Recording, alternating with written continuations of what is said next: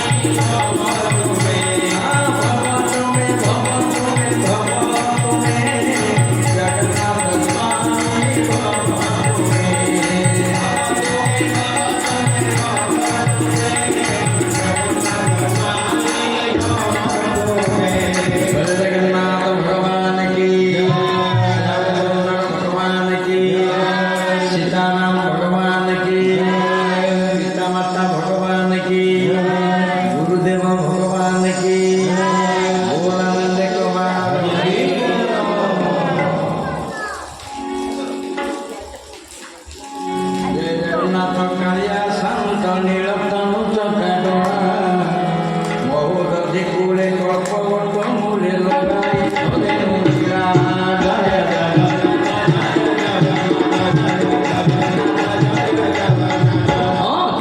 জগন্নাথ কালিয়া শান্ত নিরঞ্জন জগন্নাথ মহাপ্রভু কূলে কল্পবট মূলে লগাই ধরে মুদ্রা জয়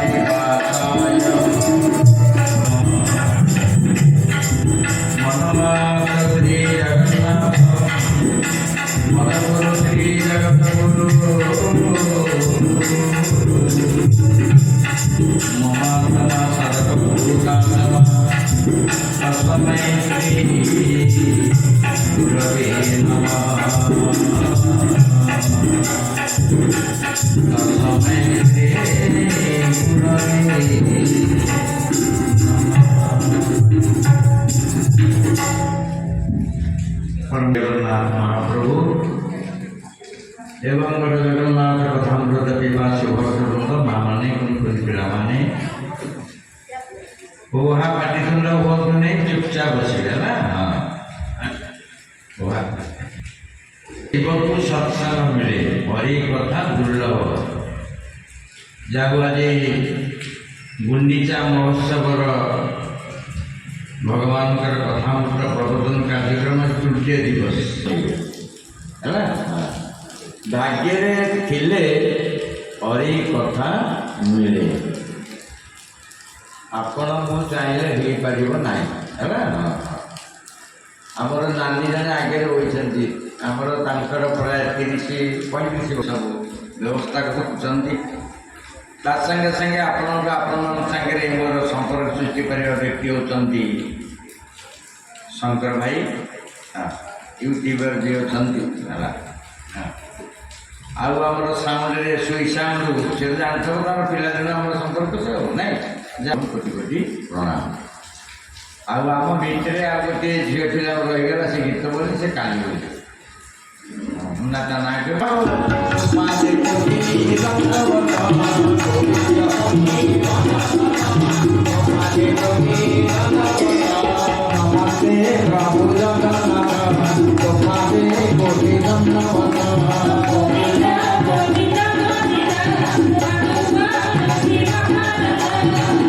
ଶ୍ରୀମଦ ଭାଗବତ ପ୍ରସଙ୍ଗ। ଭଗବାନ ସମସ୍ତଙ୍କୁ କୁହାଯାଏ ନା, ଯାହା ପାଖରେ 5ଟା ଜିନିଷ ବିନା ଅର୍ଥ ସ୍ୱାର୍ଥରେ ଜଗତକୁ ଦାନ କରନ୍ତି। ଭ ମାନେ ଭୂମି, ଗ ମାନେ ଗଗନ, ବ ମାନେ ବାୟୁ, ଆ ମାନେ ଆଲୋକ, ନ ମାନେ ନୀର। ଏ 5ଟା ଜିନିଷ ଯେ ବିନା ଅର୍ଥରେ ଜଗତକୁ ଦାନ କରନ୍ତି ବା ଏ 5ଟା ଜିନିଷକୁ ନିୟନ୍ତ୍ରଣ ରକ୍ଷା କରନ୍ତି, ତାଙ୍କୁ କୁହାଯାଏ ଭଗବାନ। ଆପଣ କଣ ତାକୁ କୁହାଯାଏ ଭଗବାନ? କେହି କହିବେନି, କେହି ମୁଁ କହୁଛି କି କହୁଛି, ତାଙ୍କୁ କ'ଣ କୁହାଯାଏ? ଏବେ କହିବନି, ଯେତେବେଳେ ପଢ଼ିଦେବ ତା କାନରେ କୁହାହବ, କ'ଣ ସେ କାହିଁ କହିବ? ଆମର ଜଣେ ସାରେ କହୁଛି ନା କହିବେନି, ପ୍ରଫେସର ଥିଲା, ପ୍ରିନ୍ସିପାଲ ଥିଲେ ହେଲା ଛତ୍ରବଜାର ପାଖରେ। ମୁଁ ପ୍ରଥମେ କଟକ ଏଣ୍ଟ୍ରି କଲି 79ରେ। ସେତେବେଳେ ଦୋଳମୁଣ୍ଡରେ ଗୋଟିଏ ଥିଲେ ଠାକୁର, ଜଗ ବୋଲନ୍ତେ ନାରୀ, ବାନ ବୋଲନ୍ତେ ପୁରୁଷ, ଯାହାର ଅନ୍ୟ ନାମ ହେଉଛି ଭଗବାନ। ଯିଏ ପୁରୁଷ ହେଇପାରନ୍ତି, ପୁନଃ ସ୍ତ୍ରୀ ମଧ୍ୟ ହେଇପାରନ୍ତି। ପୁରୁଷ ଦେହରେ ଅଛନ୍ତି, ସ୍ତ୍ରୀ ଦେହରେ ଅଛନ୍ତି, ତାଙ୍କୁ କୁହାଯାଏ ଭଗବାନ ହେଲା। ଭଗବାନଙ୍କ ପାଖରେ 5ଟା ଜିନିଷ ଥାଏ। ଭ ମାନେ ଭୂମି, ଗ ମାନେ ଗଗନ, ଏବଂ ବା ମାନେ ବାୟୁ, ଆ ମାନେ ଆଲୋକ ବା ଅଗ୍ନି, ଏବଂ ନ ବୋଲେ ନୀର ମାନେ ଜଳ। 5ଟା ଜିନିଷ ଯାହା ପାଖରେ ଥାଏ ବା ଏ 5ଟା ଜିନିଷକୁ ଯିଏ ସଦାବେଳେ ବିନା ପଇସା ଅର୍ଥରେ ଦିଏ, ତାକୁ କୁହାଯାଏ ଭଗବାନ। ମନେ ହେଲା ତ? ପବନ କାହାର? ଭଗବାନଙ୍କର। ପାଣି ତାଙ୍କର, ଆକାଶ ତାଙ୍କର, ଅଗ୍ନି ତାଙ୍କର, ଜଳ ତାଙ୍କର। ଆଉ ତମର ତ କିଛି ନାହିଁ, ଆଉ ସିଏ ଯେତେ ଦେଉଛି ତା କଥା କରିବା କାଇଁ ମନ ଦୁଃଖ ହେଉଛି ନା କ'ଣ? ତାଙ୍କ ସାଙ୍ଗରେ ସାଙ୍ଗ ହେଲେ କ'ଣ ହେବ ସେ କଥା ମୁଁ କହିବି, ତମେ କହିବନି। ମୁଁ ଜଣେ ଏମ୍ପ୍ଲୟି, ଗଭର୍ଣ୍ଣମେଣ୍ଟ ଏମ୍ପ୍ଲୟି, ପୁଅ ଝିଅ ପରିବାର ସଂସାର ଘର ଭିତରେ ରହିଛି। ଆମେ ପଡ଼ାକୁ ଗାଁ ପାଖ ଲୋକ, ହଁ ମାଇକ୍ ପଡ଼ିଲା ଏଇଠି 8 ବର୍ଷ ଦେଖା ଚିହ୍ନା ହେଲୁ, ଆରେ କାଶୀ ଭାଇ ନା ଚାଗର ଯଦି ମୁଁ କରୁଛି। ଆମେ ଆଜି 100 କିଲୋମିଟର, ମୁଁ 79 ରହିନି, ଯେତେବେଳେ ଲାଇନ୍ ପାଣି ରୋଡ଼ କିଛି ନଥିଲା, ମନେ ଗଲାବେଳକୁ 4ଟା ପାନ ଦେବ, ଏବେ ନାହିଁ ଗଲାବେଳକୁ। ହଁ ଠିକ୍ ଅଛି, ମୋର ଏଇଟା ପ୍ରିୟ ଟିକେ ହେଲା। ଆମେ ଆସିଥିଲୁ ସେଇଥିପାଇଁ ଭଗବାନଙ୍କର କଥା ପ୍ରସଙ୍ଗ ବୁଝିବା, ତା ସାଙ୍ଗରେ ସାଙ୍ଗ ହେବା, ମିଶିବା, କ'ଣ ଉପଲବ୍ଧି ହୁଏ ସେ କଥା ମୁଁ ଆପଣମାନଙ୍କୁ କହିବାକୁ ଯାଉଛି ହେଲା। ଏ 5ଟା ଜିନିଷ ଯାହାଙ୍କ ପାଖରେ ଅଛି, ବିନା ଅର୍ଥ ସ୍ୱାର୍ଥରେ ଦିଅନ୍ତି, ତାଙ୍କୁ କୁହାଯାଏ ଭଗବାନ। ଭଗବାନ ସମସ୍ତେ ନୁହନ୍ତି, ଭଗବାନ ଜଣକୁ କୁହାଯାଏ। କାହା କୁହାଯାଏ? ଜଣକୁ, ଯାହା ପାଖରେ 6ଟା ଜିନିଷ ଥାଏ। ତାପରେ କାହା ପାଖରେ? ଭଗବାନ ପାଖରେ 6ଟା ଜିନିଷ ଅଛି ଭଗବାନ ପାଖରେ ହେଲା। ପ୍ରଥମେ ହେଉଛି ସମ୍ପୂର୍ଣ୍ଣ ଭକ୍ତି, ଜ୍ଞାନ, ବୈରାଗ୍ୟ, ବଳ, ଯଶ, କୀର୍ତ୍ତି। ଏ 6ଟା ଜିନିଷ ଭଗବାନ ପାଖରେ ଥାଏ, ସେ ଭକ୍ତମାନଙ୍କୁ ଦିଅନ୍ତି। ସର୍ବେ ଚଳିବେ କାଳ ବଳେ, ଯଶ ରହିବ ମହିତରେ,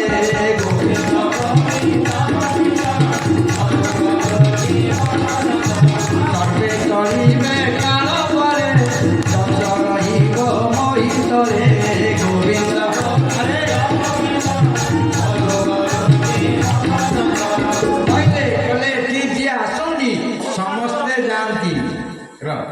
ଏଠି ଯିଏ ଆସନ୍ତି ସମସ୍ତେ ଯାଆନ୍ତି, ଏଠି ମା କିଏ ରହନ୍ତି ନା। ଆଉ କ'ଣ ରଖିକି ଯାଆନ୍ତି? ଏଇ ଦୁଇଟା ରହିବ। ଆପଣ ଯେତେ ଘର ଦ୍ୱାର କରିବେ 10 ରହିବନି, ଯେତେ ଭୌତିକ ପଦାର୍ଥ ବୃଦ୍ଧି କରିବେ 10 କୀର୍ତ୍ତି ରହିବନି। 10 କୀର୍ତ୍ତି ରହିବ ସେତିକି ବେଳେ ଯେତେବେଳେ ଭଗବାନ ପାଇଁ କିଛି କାର୍ଯ୍ୟ ଆପଣ କରିବେ। ବିଲକୁଲ ଭଗବାନଙ୍କ କାର୍ଯ୍ୟ ଯେତେବେଳେ ଆପଣ କରିବେ, ସର୍ବେ ଚଳିବେ କାଳ ବଳି ଯଶମୟ କଥା ରହିବ ମହିତରେ। ନାଇଁ ମା, ଏ ହେଉଛି ଭଗବାନ। 6ଟା ଜିନିଷ ଭଗବାନଙ୍କ ପାଖରେ ଥାଏ, ସେ ଭକ୍ତମାନଙ୍କୁ ସବୁ ଦିଅନ୍ତି। ନିଅ ପ୍ରଥମ ଭକ୍ତି, ଦ୍ୱିତୀୟରେ ଜ୍ଞାନ, ତୃତୀୟରେ ବୈରାଗ୍ୟ, ଚତୁର୍ଥରେ ଯଶ, ପଞ୍ଚମରେ କୀର୍ତ୍ତି, ଷଷ୍ଠରେ ବଳ।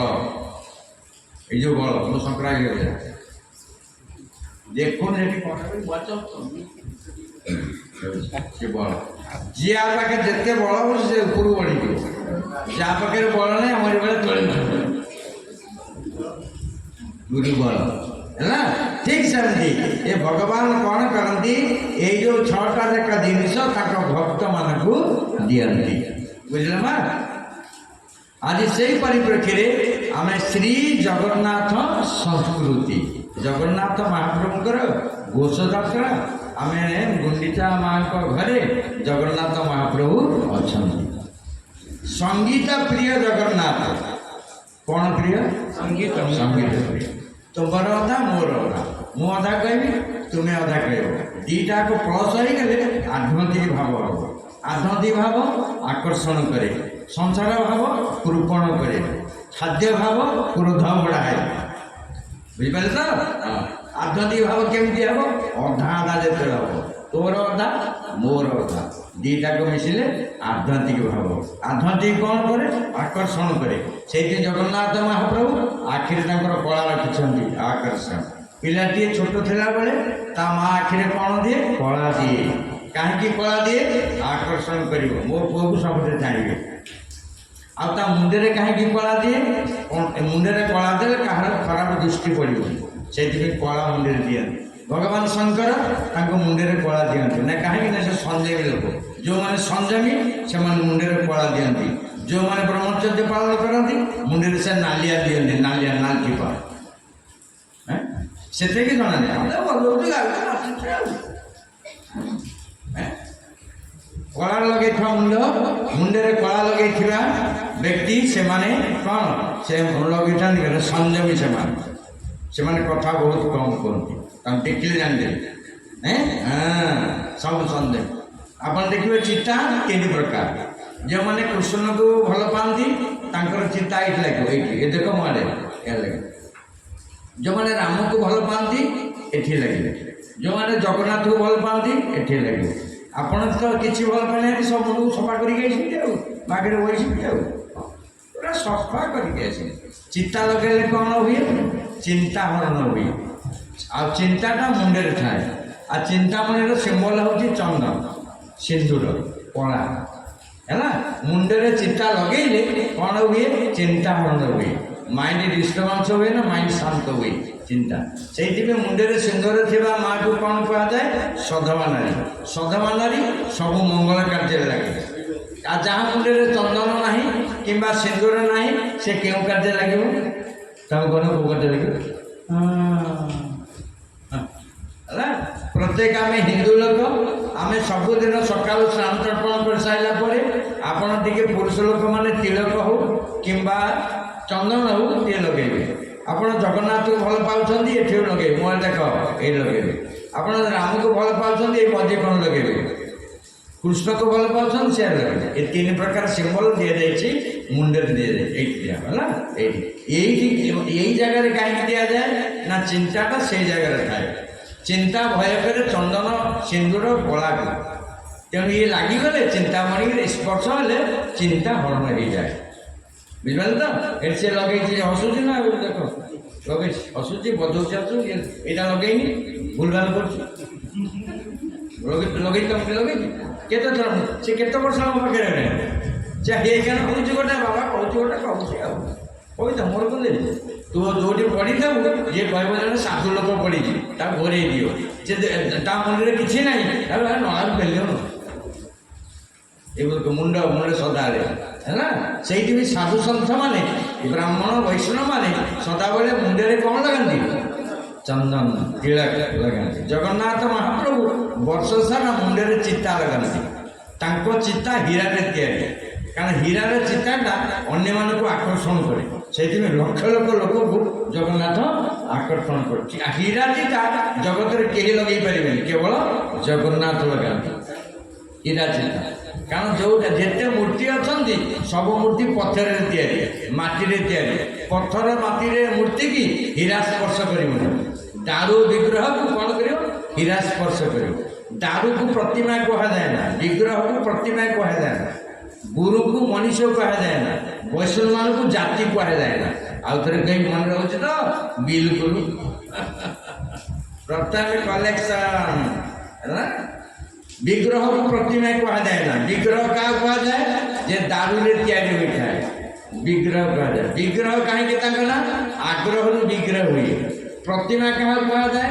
ଥରେ ତିଆରି ହେଇକି ଠିସି ରହିବେ ଆଉ ବିଲକୁଲ ବାହାରିବେ ହେଲା। କ'ଣ ବାହାରିବେ? ପ୍ରତିମା ଥରେ ମନ୍ଦିର ଭିତରେ ପ୍ରବେଶ କଲେ ଆଉ ସେ ବାହାରିବେ ନା। ପାରୁଛନ୍ତି? କିନ୍ତୁ ଜଗନ୍ନାଥ ବିଗ୍ରହ। କାହିଁକି ତାଙ୍କର ବିଗ୍ରହ? ଜନ୍ମରେ ଦାରୁ, ମୃତ୍ୟୁରେ ଦାରୁ। ଆମେ ଜନ୍ମ ହେଲା ବେଳେ କାଠ ଦରକାର, ମଲା ବେଳେ ଆଉ କହୁନା କାଠ ଦରକାର ନା। ଆମେ କିଏ ମରିଏନି? ଆଉ ତ ମାରିଛି ତାକୁ ମାର, ମୁଁ ଟିକେ ମାରି ନାଇଁ ତମେ ବୋଳି ଦେବ ମୁଣ୍ଡା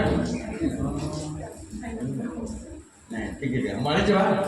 ହଁ ଦେଖୁନ, ହଁ ଭଲ ଲାଗିଲା ହେଲା। राधे राधे मुझे श्याम से मिला दे, राधे राधे मुझे श्याम से मिला दे, राधे राधे मुझे श्याम से मिला दे, राधे राधे मुझे श्याम से मिला दे, श्याम से मिला दे नंद राधा को मिला दे, श्याम से मिला दे मुझे राधा से मिला दे, राधे राधे मुझे श्याम से मिला दे, କୀର୍ତ୍ତନ କରୁଛେ ସମସ୍ତେ। ମୁଁ ଗଲା ବର୍ଷ କହିଥିଲି, ଏ ବର୍ଷ ମଧ୍ୟ କହୁଛେ ନା। ଆମେ କୀର୍ତ୍ତନ କଲାବେଳେ ଆମେ ଆପଣମାନେ ସମସ୍ତେ ଏଠିକି ହାତରେ ତାଳି ବଜୁଥିବେ ନା।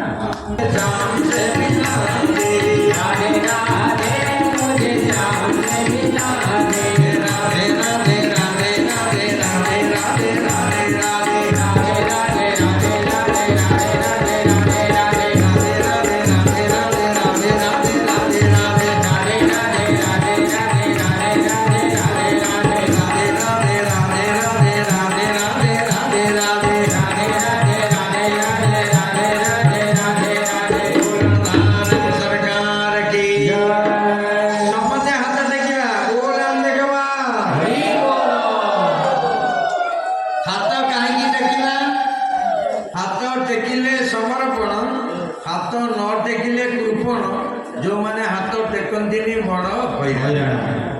ସମସ୍ତେ ହାତ ଟେକିବେ। ଆପଣ ଦେଖିବେ ପୁରୀ ରଥଯାତ୍ରା ବେଳେ ଲକ୍ଷ ଲକ୍ଷ ଲୋକ ସବୁ ଉପରକୁ ବହୁତ ପକେଟ ମାରି ହେଉଛି। ଏ ବର୍ଷ ଜଣାପଡ଼ିଲା ବହୁତ ଲୋକ, କିନ୍ତୁ ହାତ ଉପର ଟେକା। ଜଗନ୍ନାଥ କେବଳ କିଛି ବ୍ୟସ୍ତ, ସିସି କ୍ୟାମେରା ଗୋଟେ ଉପରେ ଲାଗିଲା। ଯିଏ ଯାହା କରୁଛି ତୋର ଚାଲି ଯାଇଛି, ତାର ବ୍ୟବସ୍ଥା ମୁଁ କରେଇଦେବି ହେଲା। ହାତ ଟିକେ ଟେକିବେ।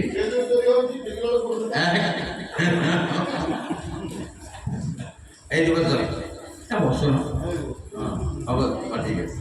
কইলে হাত কাହିଁକି ଟେକିବା? এটা হচ্ছে সমর্পণ। হাত କାହିଁକି ଟେକାଯାଏ?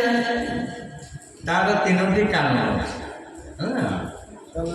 ଏମିତି ନା, ଆମକୁ ଜଗନ୍ନାଥ ମହାପ୍ରଭୁ ତିନିଟା ଜିନିଷ ଦେଇଥାନ୍ତି: କର, କପାଳ, କୁଷ୍ଟି। କର, କପାଳ, କୁଷ୍ଟି, ଯୋଉଟା ତାଳପତ୍ରରେ ଲେଖା ହେଇଛି। ଯାହା ଲେଖିଛନ୍ତି ପରମେଷ୍ଟି। କରରେ ଆପଣଙ୍କର ଭବିଷ୍ୟତ କଥା ଅଛି, କପାଳରେ ଲେଖା ଅଛି। କିନ୍ତୁ ଶ୍ରୀମଦ୍ ଭଗବତ ଗୀତା କୁହନ୍ତି ପ୍ରତ୍ୟେକ ମଣିଷ ମୁହଁରେ ତିନିଟା ଗୁଣ ଥାଏ। କପାଳକୁ ଦେଖିଲେ ଜଣାପଡ଼େ ସେ ଜ୍ଞାନୀ ନା ଅଜ୍ଞାନୀ। ଆଖି ଦେଖିଲେ ଜଣା ପଡ଼େ କେଉଁ ନେଚର ମାନେ ପ୍ରକୃତିର, ଆଉ ତା ମୁହଁକୁ ଦେଖିଲେ ଜଣା ପଡ଼େ ସେ କେଉଁ ବଂଶଧରର। ଏଇଟା ମୁହଁରେ ସେଇଠି ଭଗବାନ କହିଲେ ଅର୍ଜୁନ, ମୁଁ ପ୍ରତ୍ୟେକ ବ୍ୟକ୍ତିର ତାର ଗ୍ରୀବା ଠାରୁ ପଦ ପର୍ଯ୍ୟନ୍ତ କପଡ଼ା ଦେଇଥାଏ, କିନ୍ତୁ ତା ମୁହଁରେ ମୁଁ କପଡ଼ା ଦିଏ ନା। ପ୍ରଭୁ କାହିଁକି ଦିଅନ୍ତିନି ନା ତା ମୁହଁରେ ମୁଁ 3ଟା ଗୁଣ ଦେଇଥାଏ। କପାଳକୁ ଦେଖିଲେ ଜଣା ପଡ଼େ ସେ ଜ୍ଞାନୀ ନା ଅଜ୍ଞାନୀ, ଆଖି ଦେଖିଲେ ଜଣା ପଡ଼େ ନେଚର ମାନେ ପ୍ରକୃତି, ତା ମୁହଁକୁ ଦେଖିଲେ ଜଣା ପଡ଼େ ସେ କେଉଁ ବଂଶଧର ରହିଛି। ଏ 3ଟା ପ୍ରତ୍ୟେକ ବ୍ୟକ୍ତିକୁ ପୂର୍ବ ଜନ୍ମର ସଂସ୍କାର ଫଳରେ ଏ ଜନ୍ମରେ ଭଗବାନ ଦେଇକି ତାକୁ ପଠେଇଥାନ୍ତି। ହେଲା 3ଟା। ଆଖି ହେଉଛି 3 ପ୍ରକାର, ଗୋଟେ ହେଉଛି ସାତ୍ଵିକ ଚକ୍ଷୁ, ଗୋଟେ ହେଉଛି ରାଜସିକ ଚକ୍ଷୁ, ଗୋଟେ ହେଉଛି ତାମସିକ ଚକ୍ଷୁ। ଯେଉଁମାନଙ୍କର ସାତ୍ଵିକ ଚକ୍ଷୁ ସେ 3 ଜଣକୁ ଦେଖିବ, ଗୁରୁ, ଗୋବିନ୍ଦ, ଭାଗବତ। ହେଲା କ'ଣ ଦେଖିବ? ଯେଉଁମାନଙ୍କର ସାତ୍ଵିକ ଚକ୍ଷୁ, ସାତ୍ଵିକ ଚକ୍ଷୁ କାହାକୁ କୁହାଯାଏ? ସ୍ୱଚ୍ଛ, ପବିତ୍ର, ନିର୍ମଳ। ହେଲା ତାକି ସେ ଆଉ ଟିକେ ଦେଖିବ। ଆଉ ସକାଳେ ଗାଧେଇଲା ଟିକେ କ'ଣ ଠାକୁର ପୂଜା କଲା, କି ଗୀତା ଭାଗବତ ପଢ଼ିବ, କ'ଣ ଟିକେ ଏଇସବୁ କରିବ। এটা হচ্ছে সাত্বিক চক্ষু। রাজসিক চক্ষু কোর্ট কচেরি মালি মোকদ্দমা পাটিতুণ্ড গণ্ডগোଳ କରିକି ସେଇଠି ଠିଆ ହେଇଥିବ, ବିଲକୁଲ ଆଉ ମୁଁ ଦେଖିବି ନା ସେଇ ଠିଆ, ସେ ଯିବନି, ଆପଣ ଡାକିଲେ ସେ ଯିବନି, କାରଣ ଚକ୍ଷୁ ସେଇଠି ହେଇଯିବ। ତାମସିକ ଚକ୍ଷୁ, ତାମସିକ ଚକ୍ଷୁ ଯେତେ କୁକାର୍ଯ୍ୟ ସେଇଠି ଠିଆ ହେବ, ସେଇଠିକି ଯିବ, ସେଇ କାର୍ଯ୍ୟ କରିବ। ଏଇ 2ଟା ସାତ୍ବିକ ଚକ୍ଷୁ ଆୟୁଷ ବୃଦ୍ଧି ହୁଏ, ତା ଟାର୍ଗେଟ ପୂର୍ଣ୍ଣ କରିବ। କାହିଁକି ନା ଗୀତା କହିଲେ ସତ୍ୟ ଯେତେ ଦୁର୍ବଳ ହଉ ସେ ଲକ୍ଷ୍ୟସ୍ଥଳରେ ପହଞ୍ଚିବ, ମିଥ୍ୟା ଯେତେ ବଳବାନ ହଉ ସେ ଅଟକି ଯିବ। ଓଲାନ ଦେଖବା ଠିକ ଲାଗୁଛି ତ? ଗୁଡ଼ିଏ ଲୋକ କହନ୍ତି କ'ଣ ଭାଇ ମୁଁ ଡେଭଲପମେଣ୍ଟ ହେଇପାରିଲି, ଡେଭଲପମେଣ୍ଟ କାହିଁକି ହେଇପାରୁନି? ସତ୍ୟ ଯେତେବେଳେ କମିଯାଏ ତାର ଉନ୍ନତି କମ ବନ୍ଦ ହେଇଯିବ ନା, ନାଇଁ? ଆଉ କିନ୍ତୁ ମିଥ୍ୟା ବଳବାନ ହେଇପାରେ କିନ୍ତୁ ଆଗକୁ ଯାଇପାରିବନି, ସତ୍ୟ ଦୁର୍ବଳ ହେଇପାରେ କିନ୍ତୁ ଲକ୍ଷ୍ୟସ୍ଥଳରେ ପହଞ୍ଚି ପାରିବ। ଏ ହେଉଛି ସେଇଥିପାଇଁ ସତ୍ସଙ୍ଗରେ ଭଗବାନଙ୍କ କଥା ଶୁଣିଲେ ଜୀବନ ପରିବର୍ତ୍ତନ ହୁଏ। ମୁଁ କ'ଣ ଗାଁରେ ଏ କଥା ପଢ଼ିକି ଯାଇଥିଲି, ମୁଁ ତ ଚାକିରି କରି ଯାଇଥିଲି, କିନ୍ତୁ ଗୋଟେ ସତ୍ସଙ୍ଗ ହୁଏ ମୁଁ ସଦାବେଳେ ଯାଏ, ମୋତେ ଭଲ ଲାଗେ। ମୁଁ ଆଗରେ ଯେମିତି ପଢ଼ିବାକୁ ବସିନି, ଆଗରେ ବସେ, ମୁଁ ଆଗରେ ବସେ, କିନ୍ତୁ ସାଙ୍ଗରେ ଆମେ ଚାକିରିଆ ଲୋକ ଗୋଟେ କାଗଜ କଲମ ସହ ପକେଟରେ ମାରିଦିଏ। ମୋ ମନକୁ ଭଲ ଲାଗିଲା, ଆଉ ଏ କଥା କହୁଛୁ ମୁଁ ଟିପିକି ଲେଖେ। ଏବଂ ସେ ପ୍ରବକ୍ତା ଯେତେବେଳେ ଷ୍ଟେଜରୁ ଓହ୍ଲାନ୍ତି ମୁଁ ପଚାରେ, ମହାରାଜ ଏଇଟା କେଉଁ ବହିରେ ଅଛି? ସେ କହିଦେବି। ଏଇଟା କେଉଁଠି ମିଳିବ? ଆପଣ ଷ୍ଟୁଡେଣ୍ଟ ଷ୍ଟୋରରୁ ମିଳିବ। ମୁଁ ଯାଇକି ଷ୍ଟୁଡେଣ୍ଟ ଷ୍ଟୋରରୁ ବହି ଆଣେ। ମୋ ଘରେ କିଛି ନାହିଁ, ଗାଡ଼ିଏ ବହି ଅଛି, ଦେଖିଛ ତ କ'ଣ? ଖାଲି ବହି ଗଦା ହେଇଛି। ମୁଁ ମରିଗଲା ପରେ ମୋ ଘରକୁ ଯିଏ ଆସିବ ସେ କହିବ ଯାଉ ଯାଉ ଏ ଘରେ ଜଣେ କିଏ ଲୋକ ଜନ୍ମ ହେଇଥିଲେ। ମୁଁ ଆଉ କିଛି ନାହିଁ, ଖାଲି ବହି ଗଦେଇଛି ଘରେ। ଯିଏ ଦେଖିବ ଦେଖିଲେ କ'ଣ କଲେ, ଆରେ ହେ ଦେଖିଲେ ମୋ ମନରେ ଆସିଲା ସିଏ ଜଣେ ଲୋକ ଏଠି ବହିଛି, ମୋରି ଭଳିଆ ପାଠ ପଢ଼ିଛି, ଚାକିରି କରିଛି, ଜଣେ ବହିଛି, 5 ଲୋକ ତାକୁ ଚାହିଁଛନ୍ତି, ତାକୁ ଯୁଆଡ଼େ ଗଲେ ତା ପଛରେ 10 ଗୋଡ଼େଇଛନ୍ତି। କ'ଣ ତା ପାଖରେ ଗୋଟେ ଗୁଣ ଅଛି ଭଗବାନ ଦେଇଛନ୍ତି, ସେଇ ଗୁଣଟା ଆମେ କାହିଁ ପାଇବାନି? ଏଇଟା ମନରେ ଆସିଲା ନାଇଁ? ସେଇଥିପାଇଁ ଆପଣମାନେ କହୁଛୁ ସତ୍ସଙ୍ଗ ଜୀବକୁ ଗୋଟେ ସୁନ୍ଦର ମଣିଷ ତିଆରି କରେ। ସୁନ୍ଦର ଆମେ ଆଜ୍ଞା ତୀର୍ଥ ଭ୍ରମଣ କରି ଯାଉ କି ମୁଁ ପ୍ରବଚନ ଯାଏ, ଆମ ଘରେ ଆମ ସ୍ତ୍ରୀ ଆମ ସାଙ୍ଗରେ ଯାଆନ୍ତି ନା, ସେ କହିଲେ ତମେ ଯାଇକି ପ୍ରବଚନ ଦେବ, 2 ବର୍ଷ ବୁଲୁଛେ, ମୁଁ ତମକୁ ଚାହିଁ କହିଲି ନାଇଁ ଏଇଠି ତମେ ତ 2 ବର୍ଷ ବୁଲିବେ, ଆଉ ଇଏ ତ ପ୍ରବଚନ ଦେବେ, ସେ ଆଗରେ ବସି ବୋଉକୁ ଚାହିଁଦେବେ, ମୁଁ କହିବି କାହିଁକି? ବୁଝିପାରିଲେ ତ? ଠିକ୍ ସେମିତି ଭଗବାନଙ୍କର କାର୍ଯ୍ୟ ମୁଁ ଏବଂ ଆପଣମାନେ ସମସ୍ତେ କିଛି ନା କିଛି କରିବାକୁ ପଡ଼ିବ, ହେଲା? ଆସନ୍ତୁ କହିବା, ଆଖି ଦ୍ୱାରା ମଣିଷ ପାପ କରେ, ଆଖି ଦ୍ୱାରା ମଣିଷ ପୁଣ୍ୟ କରେ। ପାପ କିଏ କରେ? ପୁଣ୍ୟ କିଏ କରେ? ଆଖି। ହେଲା? ତେଣୁ ପୁଣ୍ୟ ଏ ଆଖି ଦ୍ୱାରା ହୁଏ, ଆଖି ଦ୍ୱାରା ପାପ ଦ୍ୱାରା। ପାପ ହେଉଛି 10 ପ୍ରକାର, ଜିହ୍ୱାରେ 4ଟା, ମନରେ 3ଟା, ଶରୀରରେ 3ଟା। କେତେଟା? 10ଟା। ଜିହ୍ୱାରେ 4ଟା, ଈଶ୍ୱରଙ୍କୁ ବା ଶାସ୍ତ୍ରକୁ, ଗୁରୁ ଗୋବିନ୍ଦକୁ ନିନ୍ଦା କରିବା, ଅବିଶ୍ୱାସ କରିବା, 2ଟା। ଆଉ ଗୋଟିଏ ହେଉଛି କେଉଁ କଥା, କେଉଁ ଖାଦ୍ୟ ଭକ୍ଷଣ କରିବା, ହେଲା? এই চারিটা ହେଉଛି ଜୁହାର ପାପ। ସେ ପାପ କେତେବେଳେ ନଷ୍ଟ ହେବ? ଯେତେବେଳେ ସେ ନିର୍ମାଲ୍ୟ ପାଇବ, ତୁଳସୀ ଜଳ ପାଇବ, ଗୀତା ପଢ଼ିବ, ସେ ଆଉ ଜୁହାରେ ତାର ଖରାପ ଭାଷା ପ୍ରବେଶ କରିପାରିବ ନାହିଁ। ସେଇଥିପାଇଁ ପ୍ରତ୍ୟେକ ଜୁହାରେ ସରସ୍ୱତୀ ମା ଅଛନ୍ତି, କାନ୍ଧରେ ଲକ୍ଷ୍ମୀ ଅଛନ୍ତି, ହାତରେ ଇନ୍ଦ୍ର ଅଛନ୍ତି, ମୁଣ୍ଡରେ ବୃହସ୍ପତି ଅଛନ୍ତି, ଆଖିରେ ଚନ୍ଦ୍ର ସୂର୍ଯ୍ୟ ଅଛନ୍ତି, ନାକରେ ପବନ ଦେବତା ଅଛନ୍ତି, ସବୁ ଯେତେ 9ଟି ଯାକ ଗ୍ରହ ମଣିଷ ଶରୀରରେ ଦିଆହେଇଛି। ଯେତେବେଳେ ବଡ଼ିଟା ଆପଣଙ୍କର ସ୍ୱଚ୍ଛ ପବିତ୍ର ନିର୍ମଳ ହେବ, ସେ ଗ୍ରହ ସବୁ କାମ ଦେଖେଇବେ। ବ୍ରେନ୍ ଅଛନ୍ତି ଗୁରୁ ବୃହସ୍ପତି, ତାଙ୍କ କାମ ହେଲା ପ୍ରଜ୍ଞା, ଧୀ ଶକ୍ତି, ଏଟାକୁ ଉଜ୍ଜଳ ହେବ। ପ୍ରଜ୍ଞା ମାନେ ଗ୍ରହଣ କରିବା, ଧୀ ଶକ୍ତି ମାନେ ମନେ ରଖିବା, ଏଇଟା ହେଉଛି ତାଙ୍କର କାମ। ଆମର ବଡ଼ି ଠିକ୍ ନାହିଁ, ବୁଢ଼ା ଉପରେ ବହିଛି ଗୁରୁ, ସେ ଦେଖୁଛି ଏଟା ଅସନଟା, ତାକୁ କ'ଣ ଦେବି ଶିଖି ଦେଇନି, ବହିଛି ତିନି ବେଳ ଦେଖ କେତେ ସୁନ୍ଦର ଲେଖା ହେଇଛି। ସାଧୁ କେବେ କହିଲେ ବୁଢ଼ା ଉପରେ ବହିଛି, ସେ ବୃହସ୍ପତି ଗୁରୁ ନା, ସେ ହେଉଛି ସବୁ ମାଲିକ, ସେ ବ୍ରେନ୍ରେ ଅଛନ୍ତି। କିନ୍ତୁ ବ୍ରେନ୍ରେ ଆମର ସେ ଭାବ ନଥିବାରୁ ସେ ବହିଛନ୍ତି, କିନ୍ତୁ ସେ ଆମକୁ ମାନେ ଫଙ୍କସନ୍ କରେଇ ଦେଉନାହାନ୍ତି। ଆଉ ଆସନ୍ତୁ, ସେଇଥିପାଇଁ ଭଗବାନଙ୍କର ସିଦ୍ଧାନ୍ତରେ ମୁଁ ଏବଂ ଆପଣମାନେ ସମସ୍ତେ ଯେଉଁଠି ସତ୍ସଙ୍ଗ ହେବ ସେଠି 3ଟା ଲୋକ ଦରକାର। ଜଣେ କହିଲା ବାଲା, ଜଣେ ଶୁଣିଲା ବାଲା, ଆଉ ଜଣେ ପଚାରିଲା ବାଲା। ହେଲା, କହିଲା ବାଲା ଯେ ବକ୍ତା, ଶୁଣିଲା ବାଲା ଯେ ଶ୍ରୋତା, ପଚାରିଲା ପ୍ରଶ୍ନକର୍ତ୍ତା। ଏଇ 3ଟା ଲୋକ ହେଲେ ଗୋଟେ ସତ୍ସଙ୍ଗ ହେବ। ସଦାବେଳେ 3ଟା ଲୋକ ମିଳିବେନି, ମିଳିବେ କହିଲା ଲୋକ ମିଳିବେନି। କାରଣ ଓଡ଼ିଶାର 4.5 କୋଟି ଲୋକ, ଆମେ ପ୍ରବକ୍ତା ଅଛୁ 150 ଜଣ। ଆମର ଗୋଟେ ପ୍ରବକ୍ତା କାଲି ବସନ୍ତ ଆସିଥିଲା, ଆମେ ଏମିତି 150 ଜଣ ଅଛୁ। ହେଲା ପ୍ରବକ୍ତା 4.5 କୋଟି ଭିତରେ ଆମେ 150 ଲୋକ ଅଛୁ, ଭାଗ କେତେ ପଡ଼ିଲା?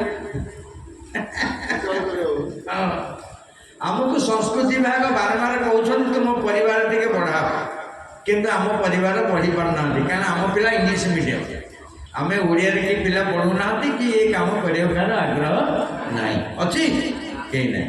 ଆପଣ ଯାହାକୁ ଦେଖୁନ, ଯାହାକୁ ଦେଖ କିଏ ଗୋଟେ ପିଲା ମୋର ମାନେ ଜ୍ଞାନୀ ଗୁଣୀ, କିଏ ମୋ ପିଲା ଗୋଟେ ଯାଇଛି ଏଥିରେ, ସେ କଥା ନାହିଁ ନା। ଏ ବାବଦରେ କେହି କାହାର ନାହିଁ, ଧାରଣା ବି କେହି ନାହିଁ। ତେଣୁ ୟା ସଂଖ୍ୟା କମିଗଲେଣି ନାଇଁ କି? ପୁରା ସଂଖ୍ୟା। ସଂସ୍କୃତି ବିଭାଗ ବାରମ୍ବାର କହୁଛନ୍ତି ତମ ପରିବାରକୁ ତୁମେ ସଦାବେଳେ ବୃଦ୍ଧି କର, କିନ୍ତୁ ବୃଦ୍ଧି ହେଇପାରୁ ନାହିଁ। ସବୁ ତ କମିଗଲାଣି, ଆଉ ଯେତେ ଯାଉନାହାନ୍ତି। ସିଏ ଗୋଟେ ପାଲା ଆଗରୁ ନଥିଲା, ଏବେ ଗୋଟେ ସଂସ୍କାର କରିକି ଗୋଟେ ଟିଭି କରିକି ଯାଉ ସବୁଦିନ ତାଙ୍କର ଗୋଟେ ଚଲେଇଛି। ସେ ଧୀରେ ଧୀରେ ବେଟିକି ପଢ଼ିଲାଣି। ଏସବୁ ଆସ୍ତେ ଆସ୍ତେ ପଢ଼ିବ, ଏ ଖଣ୍ଡକ ବନ୍ଦ ହେଇଯାଇଛି। ଆଉ ଠିକ୍ ସେଇଭଳି ଭଗବାନଙ୍କର ସିଦ୍ଧାନ୍ତରେ ପ୍ରତ୍ୟେକ ମା ଭଉଣୀମାନଙ୍କୁ ନିବେଦନ କରି ଇଏ ଗୋଟେ ସୁନ୍ଦର ପ୍ରସଙ୍ଗ। କିଏ? ଏ ଆଧ୍ୟାତ୍ମିକ ଲାଇନ୍। ଆପଣଙ୍କ ମାନ ଦେବ, ସମ୍ମାନ ଦେବ, ନିରୋଗତା ରକ୍ଷା କରିବ, ପ୍ରେମ ରଖିବ, ଆନନ୍ଦ ଦେବ, ପ୍ରେମ ଦେବ, ସବୁ ସ୍ୱତନ୍ତ୍ର ଅଲଗା। ଏହା ନାହିଁ ଏ ସଂସ୍ଥା ଆନନ୍ଦ ସୁନ୍ଦର। ସେଇଥିପାଇଁ ଭଗବାନ ଜଗନ୍ନାଥ ମହାପ୍ରଭୁଙ୍କର କଥା ପ୍ରସଙ୍ଗରେ ତାଙ୍କର ଶ୍ରୀ ଜଗନ୍ନାଥ ସଂସ୍କୃତି, ଶ୍ରୀ ବୋଲନ୍ତେ ଗୁରୁ, ଶ୍ରୀ ବୋଲନ୍ତେ ଜ୍ଞାନ, ଶ୍ରୀ ବୋଲନ୍ତେ ଲକ୍ଷ୍ମୀ। ତାଙ୍କ ନାଁ କାହିଁକି ଶ୍ରୀ ଜଗନ୍ନାଥ ସଂସ୍କୃତି? ଜଗନ୍ନାଥଙ୍କର 4ଟା ନାଁ। ସ୍ୱର୍ଗରେ ଜଗନ୍ନାଥଙ୍କ ନାଁ ହେଉଛି ଉପେନ୍ଦ୍ର, ମର୍ତ୍ତ୍ୟରେ ଜଗନ୍ନାଥଙ୍କ ନାମ ଜଗନ୍ନାଥ, ପାତାଳରେ ତାଙ୍କ ନାଁଟା ହେଉଛି ବାମନ। ଏବଂ ଜଗନ୍ନାଥଙ୍କର ପୂର୍ବ ନାମ ହେଉଛି, ପୂର୍ବ ନାମ ଯେତେବେଳେ ବିଦ୍ୟାପତି ବିଶ୍ୱଭୂଷଣର ପୂଜା କରୁଥିଲେ, ତାଙ୍କ ନାଁ କ'ଣ? ନୀଳମାଧବ। ଏଟା ପ୍ରଥମ ନାଁ ତାଙ୍କର। ତାପରେ ହେଲା ନାରାୟଣ, ତାପରେ ପୁରୁଷୋତ୍ତମ, ତାପରେ ଜଗନ୍ନାଥ। କେତେ ହେଲା? 4ଟା ହେଲା। ଆପଣ ଦେଖିବେ 3 ବର୍ଷରେ ଥରେ ଗୋଟେ ମଳ ମାସ ପଡ଼େ, ସେ ମଳ ମାସକୁ ପୁରୁଷୋତ୍ତମ ମାସ କୁହାଯାଏ। ଭଗବାନ ସେ ମଳ ମାସକୁ ନିଜର ନାଁ ଦେଇଥିଲେ। କହିଲେ ମୁଁ ତତେ କିଛି ଦେବିନି, ମୋ ନାଁ ତତେ ଦେଇଦେଉଛି, ମୋ ନାଁଟା ଦେଇଦେଲେ ତେତେ ସମସ୍ତେ ସ୍ନେହାଦର କରିବେ। ସେଇଥିପାଇଁ ସେ ମଳ ମାସକୁ ଆମେ କ'ଣ କହୁ? ପୁରୁଷୋତ୍ତମ ମାସ ହେଲା। ତାଙ୍କର 4ଟା ନାଁ। ପ୍ରଥମ ହେଉଛି ନୀଳମାଧବ। ତାଙ୍କର ନୀଳମାଧବ କାହିଁକି? ଯିଏ ନୀଳ ସିଏ ହେଉଛନ୍ତି ବଳଭଦ୍ର, ଯିଏ ମା ସିଏ ହେଉଛି ସୁଭଦ୍ରା, ଯିଏ ଧବ ମାନେ ସ୍ୱାମୀ ସିଏ ହେଉଛନ୍ତି ଜଗନ୍ନାଥ। ଏହା କହିବାର କାରଣ ବିଶ୍ୱବସୁ କହିଲେ ପ୍ରଭୁ ମୁଁ ତ ନୀଳମାଧବକୁ ପୂଜା କରୁଥିଲି ଗୋଟିଏ ବିଗ୍ରହକୁ, ଏ କ'ଣ 4ଟା ବିଗ୍ରହ ହେଇଗଲେଣି, ମୋତେ ଆପଣ ଠକିଦେଲେ, ମୁଁ ଆଉ ଆପଣଙ୍କ ପାଖକୁ ଯିବି ନାହିଁ। ହେଲା ଅଭିମାନ କଲେ। ସେଇଠି ଜଗନ୍ନାଥ କହିଲେ ନାଇଁ ବିଶ୍ୱାବସୁ, ସେ ଗୋଟିଏ ନାଁରୁ ଆମେ 3 ଜଣ ହେଇଛୁ, ନୀଳ ନୀଳାମ୍ବର ଯେ ଭଗବାନ ଶଙ୍କର୍ଷଣ। ନୀଳ ମା ଯିଏକି ମା ସୁଭଦ୍ରା, ଧବ ବୋଲନ୍ତି ସ୍ୱାମୀ ଜଗନ୍ନାଥ। ତାପରେ ବିଶ୍ୱାସ ବୁଝିଲେ ନୀଳ ମାଧବ, ଯାହାର ଅନ୍ୟ ନାମ ହେଉଛି ଜଗନ୍ନାଥ ବଳଭଦ୍ର ସୁଭଦ୍ରା ହେଲା। ଶ୍ରୀ ଜଗନ୍ନାଥ ସଂସ୍କୃତି, ଶ୍ରୀ ବୋଲନ୍ତେ ଗୁରୁ, ଶ୍ରୀ ବୋଲନ୍ତେ ଜ୍ଞାନ, ଶ୍ରୀ ବୋଲନ୍ତେ ଲକ୍ଷ୍ମୀ। ଏ ଯେଉଁ ଆମର ସବୁ ଶ୍ରୀ ଶ୍ରୀମତୀ ଦିଆଯାଉଛି, ଆମ ପୁଅ ପିଲାଙ୍କର ନାଁର ପୂର୍ବରୁ କ'ଣ ଦିଆଯାଉଛି? ଶ୍ରୀ। ମା ମାନଙ୍କର ଦିଆହେଉଛି ଶ୍ରୀମତୀ। ଆମର କାହିଁ ଶ୍ରୀ ଦିଆହେଉଛି ନା ଶ୍ରୀ ଭିତରେ 3ଟା ଜିନିଷ ଲୁଚିକି ରହିଛି। କ'ଣ? ଗୁରୁ, ଲକ୍ଷ୍ମୀ, ଜ୍ଞାନ ହେଲା। ସେଇଥିପାଇଁ ଶ୍ରୀ। ଏବେ ତ କେହି ଶ୍ରୀ ଲେଖୁନାହାନ୍ତି, ସେଇଥିପାଇଁ ଲକ୍ଷ୍ମୀ କାହା ପାଖରେ ନାହିଁ, ଜ୍ଞାନ କାହା ପାଖରେ ନାହିଁ, ଗୁରୁ ଆଶୀର୍ବାଦ ନାହିଁ।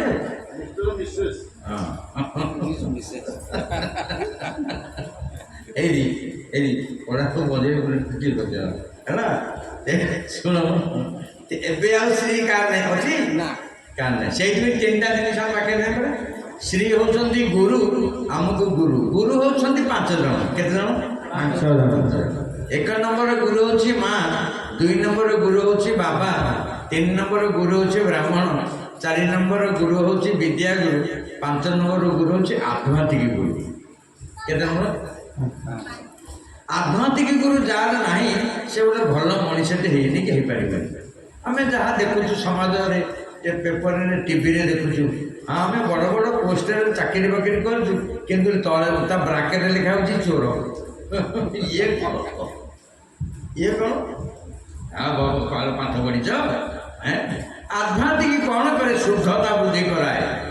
ଆଧ୍ୟାତ୍ମିକ ଲାଇନ କ'ଣ କରେ? ଅପବିତ୍ରକୁ ପବିତ୍ର କରେ। ନାହିଁ ଆଧ୍ୟାତ୍ମିକ ଲାଇନ।